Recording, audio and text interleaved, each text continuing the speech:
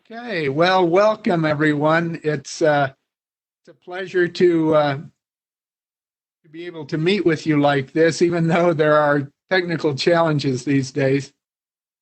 We're going to be talking about the clinical anatomy of spinal manipulative therapy. And so these materials are on your Canvas site. The handout has vast majority of what you will need. In fact, the handout goes into more detail than you will, than I'll be presenting here. But for those of you interested in this topic area, it should give you even more information. Then, not required, but some additional information. I'll be referring to some papers along the way, and they've also been posted on your Canvas site.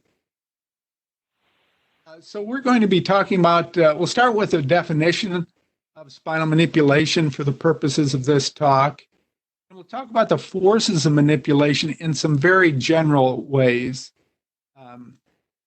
It takes over 4 years to learn the forces of manipulation, so we're going to break it down just to the very basics, but that will help us to understand how it affects the anatomy. So the next topic will be what structures could possibly be affected by these forces that are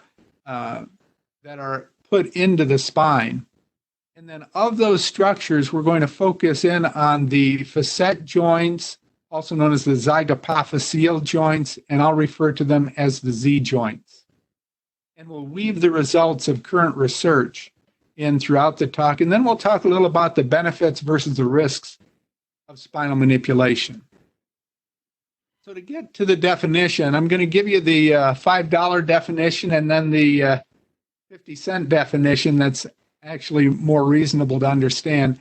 So for the purposes of this talk, spinal manipulation, or I'll also refer to it as spinal adjusting, is the use of a short or long lever, high velocity, low amplitude thrust directed to one or more of the joints of the vertebral column. So that's really a mouthful and more than you should need to think about right now. So basically, it's a quick, shallow thrust.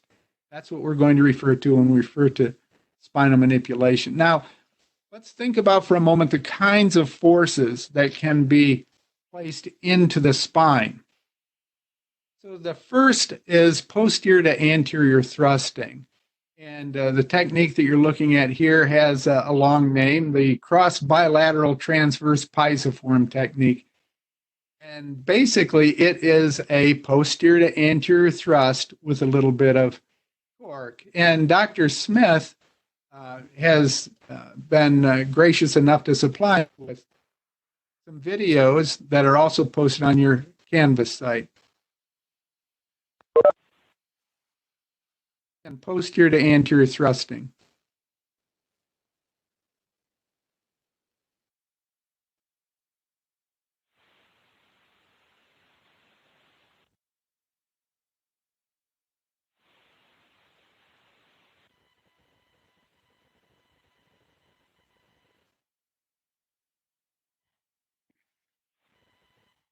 Excellent. So rotary motions are also used in spinal manipulation, both in the lumbar region, and we'll start with that.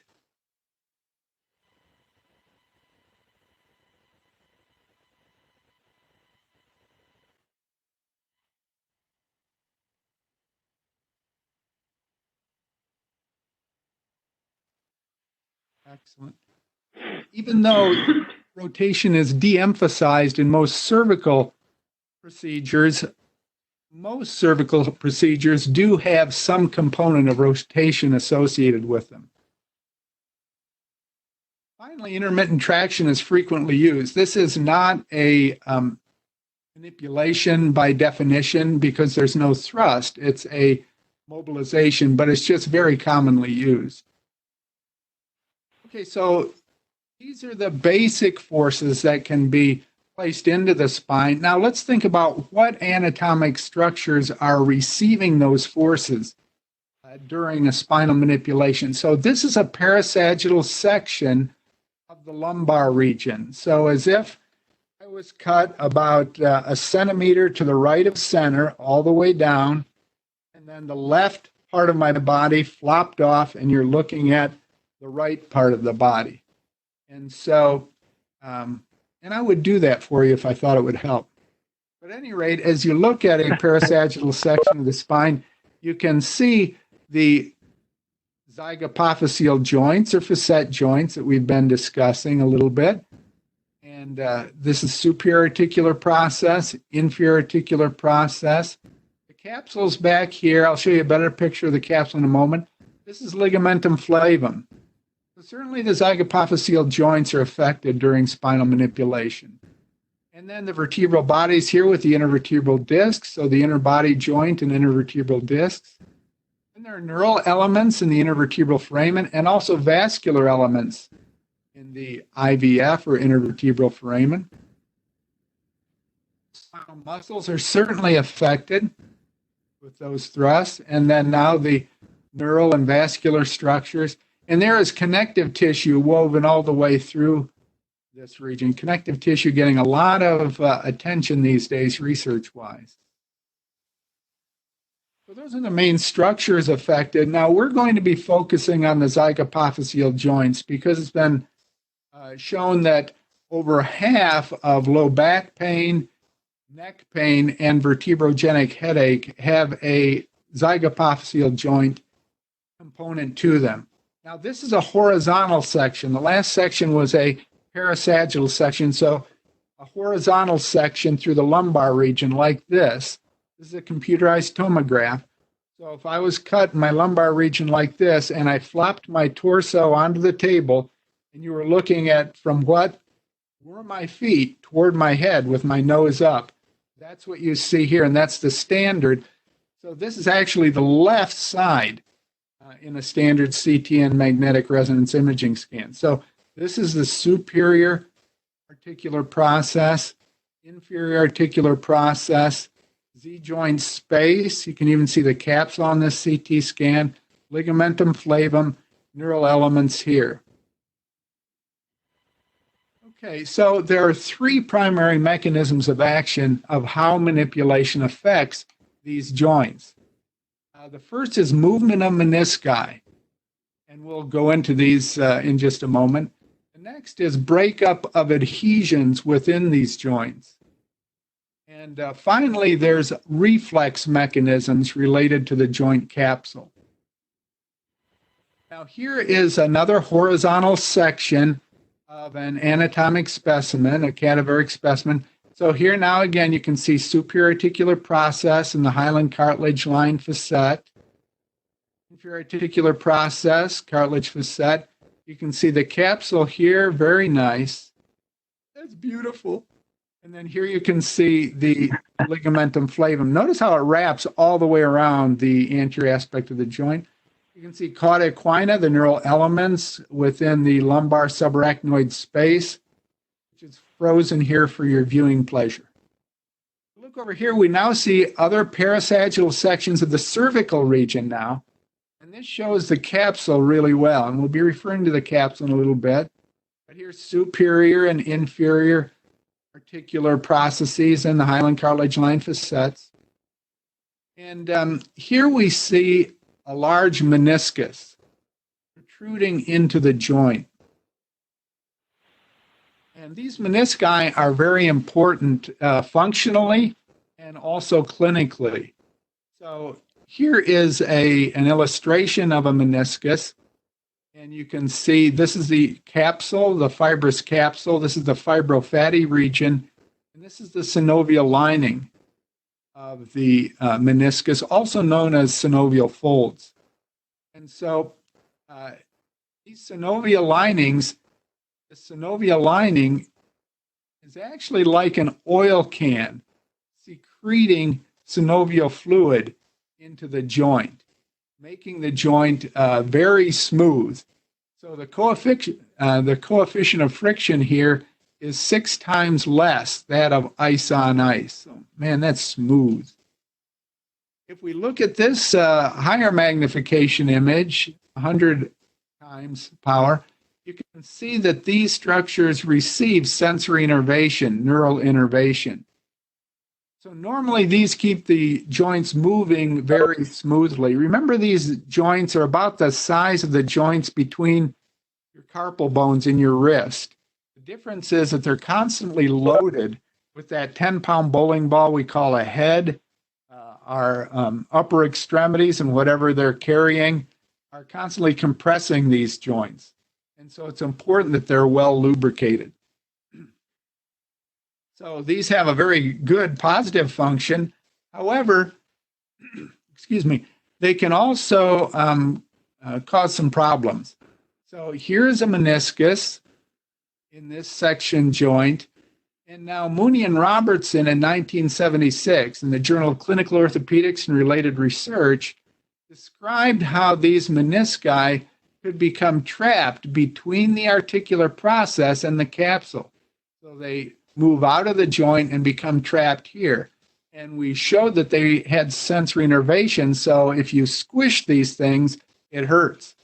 So they called this extrapment because the meniscus was trapped outside the joint. And they described the mechanism of this as a person walking down the street, for example, and then stepping off a curb suddenly. So a sudden, unexpected movement could cause this to quickly be moved out of normal position.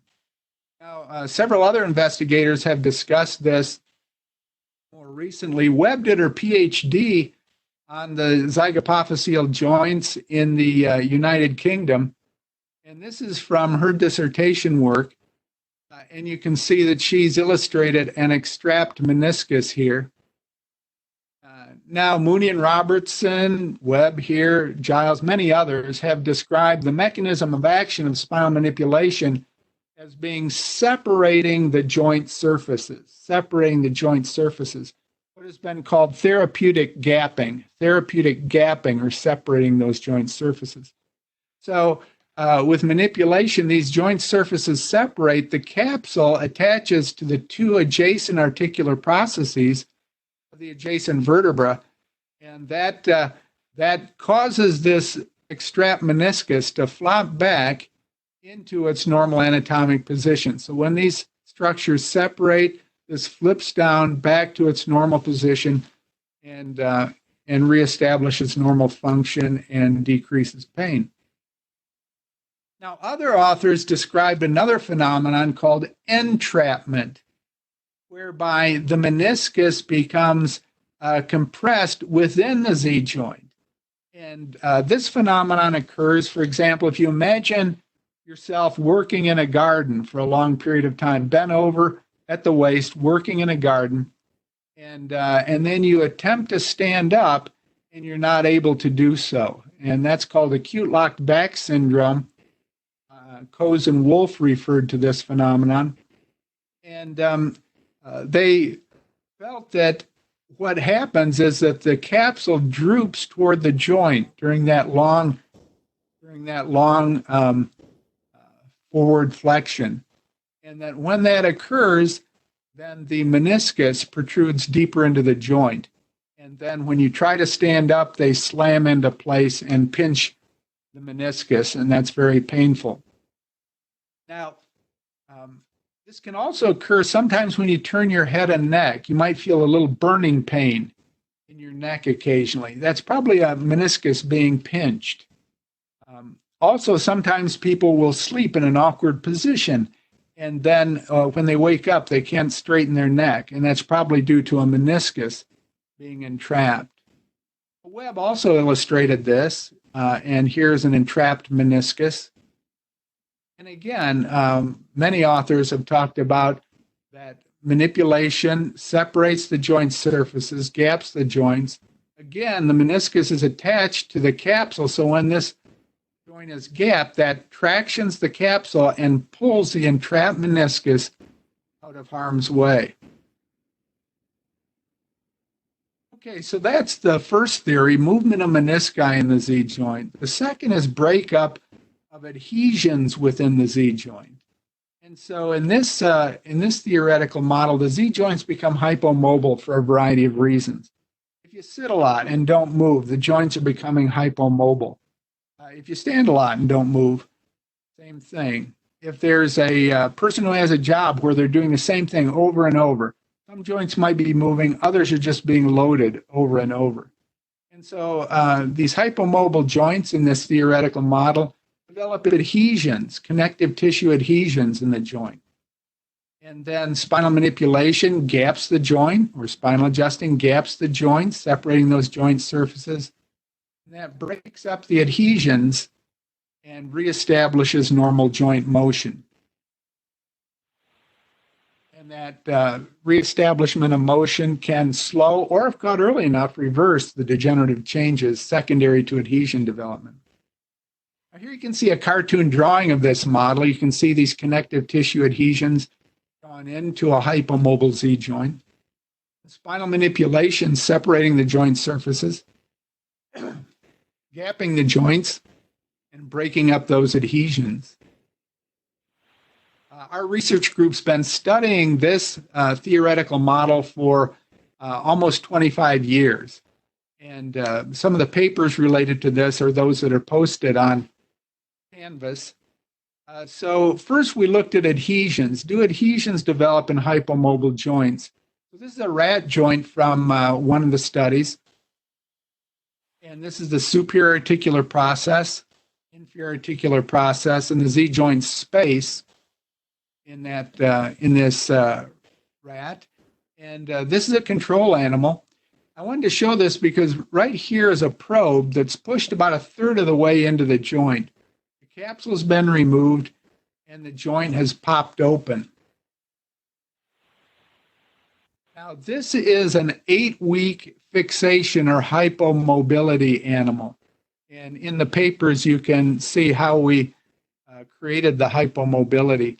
This is 6 times magnification. The last one was 12 times. I wanted to show you the 6x. I'll show you the 12 in a second, because I want you to see that in this case, a probe has been pushed all the way through the joint. And here is the joint capsule. It's been cut, but you still, the joint is not opening because here's the 12x of these connective tissue adhesions in the joint, holding the joint closed. So we did a large study, and we found that that indeed there were time-dependent changes. The longer the joints were hypomobile, the more adhesions developed. So also we looked at degenerative changes with hypomobility. So this is a rat, superior articular process, and the hyaline cartilage lined facet. Nice and glassy. That's what hyaline means, as you know. So nice glassy surface. And this 4-week control animal. Here in this 4-week spinal fixation or hypomobile animal, you can see the hallmark signs of spinal degeneration, which are roughening and pitting. And again, we found time-dependent changes. Another hallmark of degeneration are bone spurs or osteophytes. And this is a control animal. Superior articular process, nice smooth cephalad surface. And here you can see a large bone spur has developed in this 8-week fixation or hypomobile animal. And again, we found time-dependent changes with induced hypomobility. So hypomobility was found to result in adhesion development and degenerative changes. But the next piece of this was, does spinal manipulation or adjusting gap these joints? Does it separate these joint surfaces? Now, McFadden and Taylor did a study in cadavers, and they concluded that the joints of the lumbar region do not gap with rotation, that they would only gap in the most egregiously degenerated cases, and if the spines were anywhere within normal limits, they would not gap, and that clinicians telling their patients that they were gapping the joints were misinforming them. So we were interested in this anyway. This really piqued our interest, and so we wanted to start with subjects that we knew had very healthy spines, were within normal limits. So we started there, and we use magnetic resonance imaging in humans in this series of studies. And so here you can see the Z joint space before spinal manipulation, and here's the Z joint space following spinal manipulation. Now, this was the largest gap in this particular study, but we did find statistically significant differences, and we published it in the same journal, Spine, that McFadden and Taylor published in. They had extended their spines, their cadaveric spines, before rotating them.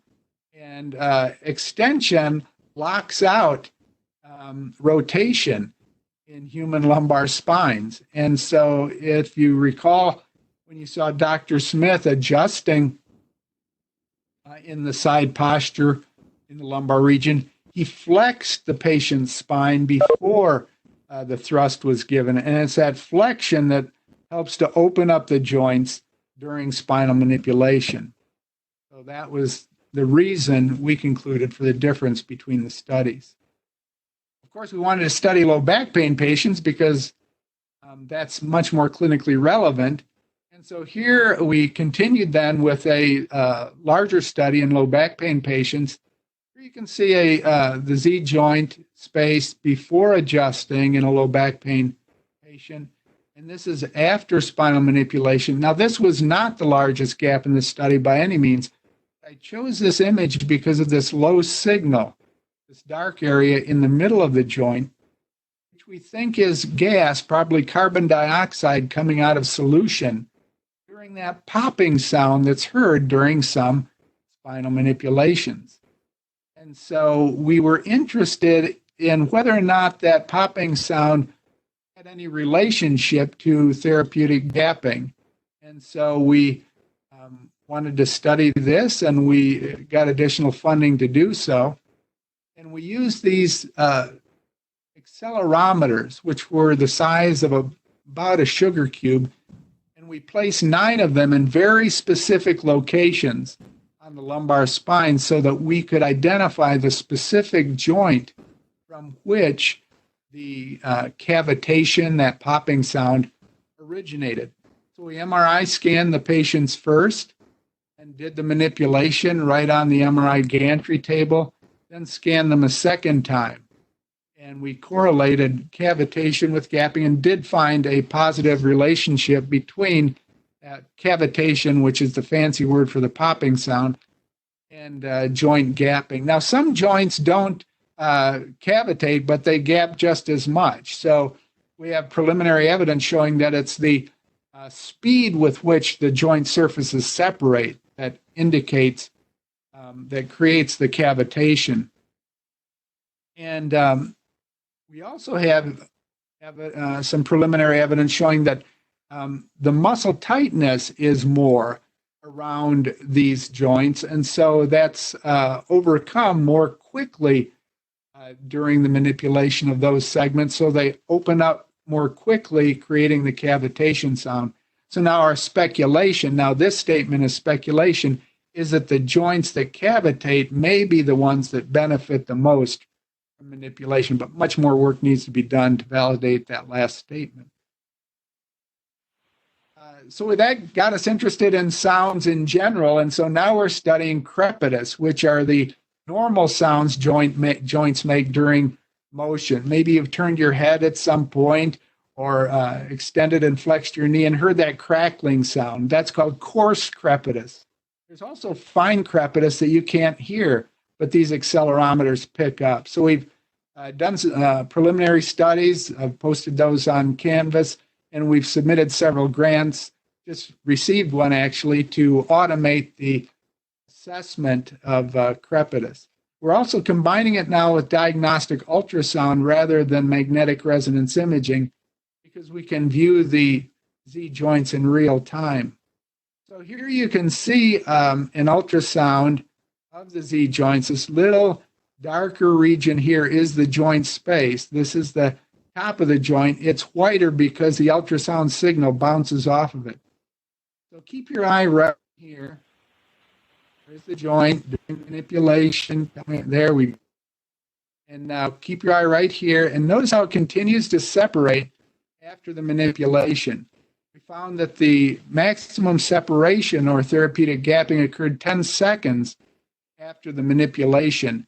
And so we now encourage clinicians to keep their patients in side posture about 5 to 10 seconds after they finish the adjustment. All of this work was, well, not all of it, but the human subject work was funded by the federal government, and private foundations funded the animal work. That was $1.7 million worth of funding. Research is expensive, and it takes a lot of people. There were over 30 research assistants, clinicians, and investigators involved in that low back MRI study. The last theory related to how manipulation affects the Z joints is stimulation of the neural receptors in the joint capsule. So if we look at a Z joint here, you can see the capsule. Here it's opened up for your viewing pleasure. And you can see the 3 layers of the capsule, the outer fibrous layer, the inner fibrofatty layer, and the more central synovial lining that we talked about. Now, Weick was a medical neurologist whose specialty was articular neurology, the innervation of the joints. And he studied the joints of the spine as well as other joints and found that they're heavily innervated by sensory nerves. And these nerves have 3 types of sensory receptors within them. The first he called type 1 receptors. These are mechanoreceptors that are firing all the time. So you're looking at your computer screen, not moving, pop, pop, pop, pop, pop. These are firing all the time.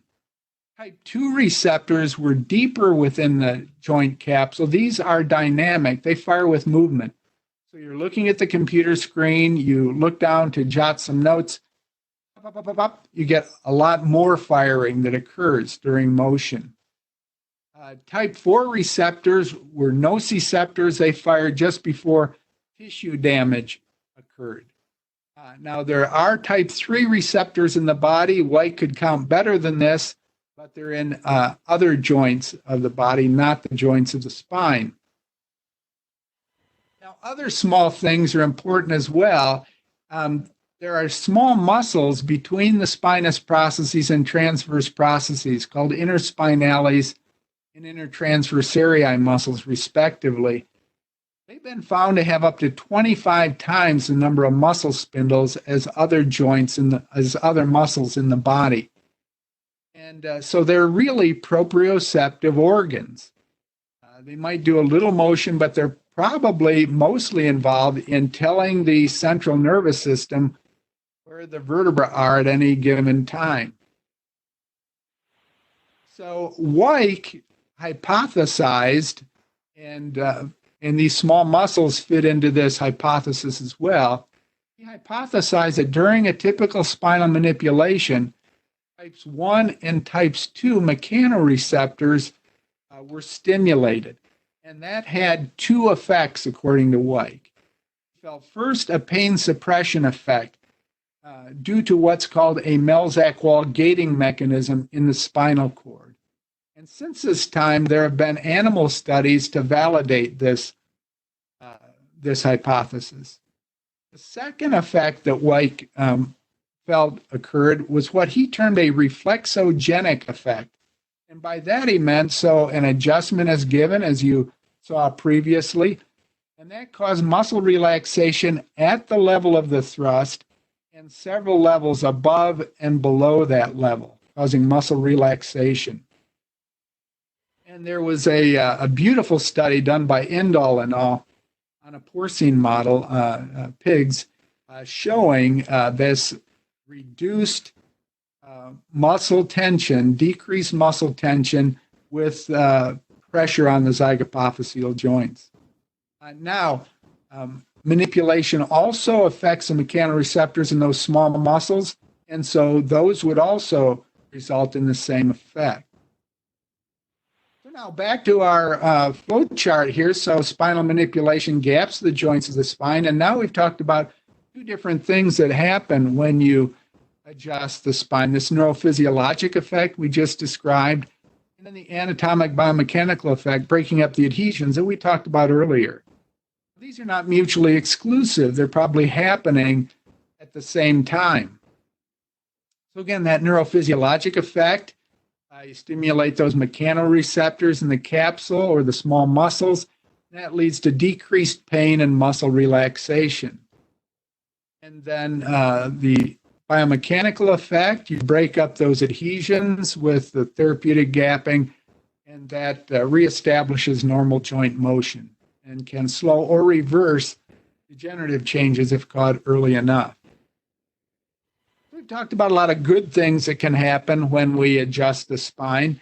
Whenever we talk about a therapeutic modality, we need to balance risk versus benefit. So I'd like to say a few words about risk versus benefit of spinal manipulation.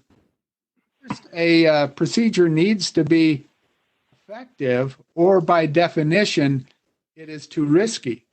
So there have been many studies showing effectiveness of spinal manipulation, and these references are in your handout, showing both short-term benefits and long-term benefits, 3-year follow-up studies, in both acute and chronic low back pain. Regarding neck pain, there have been many studies also showing effectiveness of cervical manipulation in neck pain. The most extensive was done by an international and interdisciplinary group that was put together by the Bone and Joint Decade, and they concluded that the most effective treatment for the vast majority of neck pain was spinal manipulation combined with therapeutic exercise. I know a lot of you are interested in therapeutic exercise as well. The combination of the two was found to be the most effective. As a result of a lot of these studies, current guidelines for best practices in medical practice have been published in strong journals, indicating that manipulation is a good first-line treatment for low back pain, neck pain, and also headache, vertebrogenic headache of vertebral origin. There have been several studies related to that. Okay, so regarding risk, Carnes and al. Did the most extensive review of all the literature regarding risk of manipulative procedures. Walker did a smaller study, but it supported the work of Carnes. Carnes found that minor risks were actually common with manipulation. By minor risks, he meant soreness. He found that in approximately half the patients, they experienced soreness that began within the first 24 hours and left within 72 hours. These risks are about the same as doing rigorous exercise. And also, interestingly, they were the same in clinical trials that had a sham manipulation component. So a sham manipulation is a manipulation where the choreography is the same, but the thrust is much less, to the point where the clinicians feel there is no therapeutic benefit. So both the sham group and the treatment group in these studies felt the same soreness within 24 hours, but the group that received the full manipulation improved significantly more than the other group. So perhaps it has something to do with positioning. More work needs to be done to understand that better. However, major risks are extremely rare with spinal manipulation. Bandolier is a journal that was developed by a group of professors at Oxford University in England, clinicians who are proponents of informed consent for any therapeutic procedure. And they recommend, whenever you talk to a patient, comparing the risk of what you're going to be doing to some life events that they feel people can relate to. This logarithmic graph I put together based on Bandolier's recommendations, and this is in your notes, your handout, and the upper row are these life events that they feel people can relate to, and the lower row are the risks of manipulation and other treatments for back and neck pain. So, for example, the risk of dying from a lightning strike is 1 in 65,000. Now, some authors have felt there is a risk of cauda equina syndrome following lumbar manipulation. Cauda equina syndrome is when the disc high in the lumbar spine bulges directly posteriorly against the entire cauda equina, those neural elements, causing bowel and bladder dysfunction. Serious business. The risk was assessed by Shakel et al. They reviewed all the literature in this and found that the risk was approximately 1 in 100 million, which is in a different galaxy almost than the risk of dying from a lightning strike. You're 20,000 times more likely to die of a lightning strike than this purported risk of cauda equina syndrome. You're actually 7,400 to 37,000 times more likely to get cauda equina syndrome from surgery than from spinal manipulation. It's a real risk in lumbar surgery. The risk of vertebrobasal, so for cervical adjusting now, the risk of, some authors have purported that there is a risk of what's known as vertebrobasilar accidents. It's a type of stroke that is rare, but it can occurs in the general population as well. It can lead to death. Most people completely recover, but it can lead to death. Now, Hurwitz reviewed all the literature, and this is one of the most intensely studied areas in spinal manipulation. And after reviewing all the literature, and others have supported this, that the risk is approximately 1 in 1.5 million. And so you're 30 times more likely to die of a lightning strike than this risk of vertebrobasilar accident.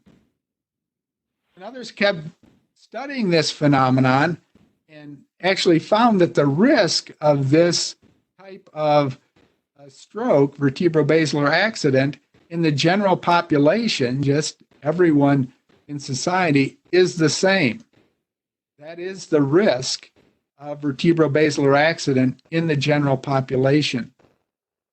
So what occurs in these individuals, it's now been worked out, strongly, the various pieces of the puzzle are coming together to tell this story, is that a person is experiencing a vertebrobasilar accident. This causes severe neck pain that radiates to the head, very intense headache. And so they seek care for that, either from a chiropractor or someone who does manipulation, or actually 3 times more often, they go to a medical doctor, their primary care physician. And now the neurologic symptoms of the vertebrobasilar accident don't show up for approximately 1 week. And so within the next week now, the neurologic symptoms begin to appear. And so the clinician is an observer of this phenomenon.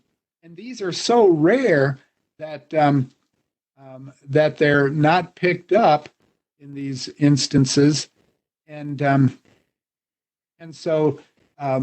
also there's no good screening mechanism for this. Although chiropractors are taught to identify yellow and red flags related to this, and many times will not manipulate when they even suspect something like this.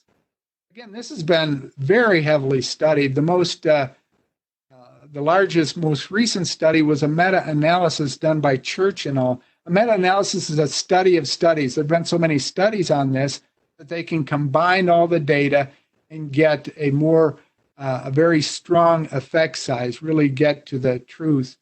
And so this was a group of neurosurgeons from Penn State, and they concluded there's no convincing evidence to support a causal link between chiropractic manipulation and cervical arterial dissection.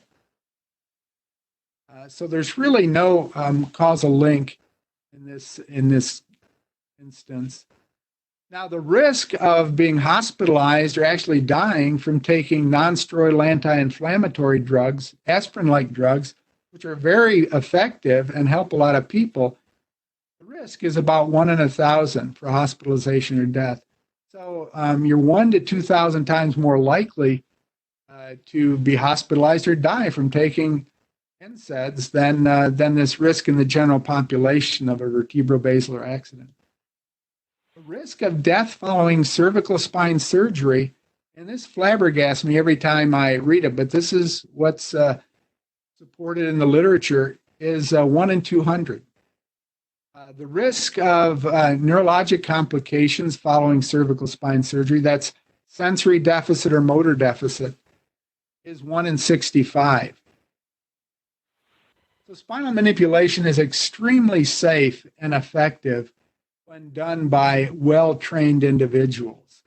And that's why it takes 4 years to learn after your undergraduate degree, 4 years to learn manipulation.